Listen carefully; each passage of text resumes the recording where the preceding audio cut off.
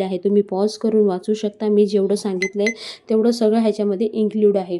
तर लाडक्या बहिणींनो, तुम्ही ह्या नियमात निकषात बसत नाही म्हणून तुम्हाला पैसे आलेले नाही. आता ज्या महिला पात्र असून सुद्धा त्यांना लाडक्या बहिणींचा लाभ मिळाला नाही, तर तशा महिला तुम्ही टेन्शन घेऊ नका. तुम्ही पात्र आहात, निकषात बसत आहात.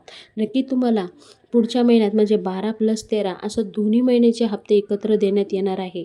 हे सुद्धा सरकारने सांगितलं आहे. आणि ही जी योजना आहे ती कुठेही बंद होणार नाही. असेच क्रॉस व्हेरिफिकेशन करून खूप साऱ्या महिला अपात्र ठरल्या, त्यांची संख्यासुद्धा समोर आलेली आहे. तर लाडक्या बहिणींनो, आजचा व्हिडिओ खूप महत्त्वाचा असल्यामुळे जास्तीत जास्त पुढे शेअर करा. का लाडक्या बहिणीला हप्ता आला नाही ते सुद्धा ह्या व्हिडिओच्या माध्यमाने समजणार आहे. तर लाडक्या बहिणींनो, आपल्या व्हिडिओला जास्तीत जास्त पुढे शेअर करा. आणि तुमची काही समस्या असेल कमेंट बॉक्समध्ये कमेंट करून नक्की विचारू शकता. आम्ही तुमच्या कमेंटचा रिप्लाय देत आलेलो आहोत. आणि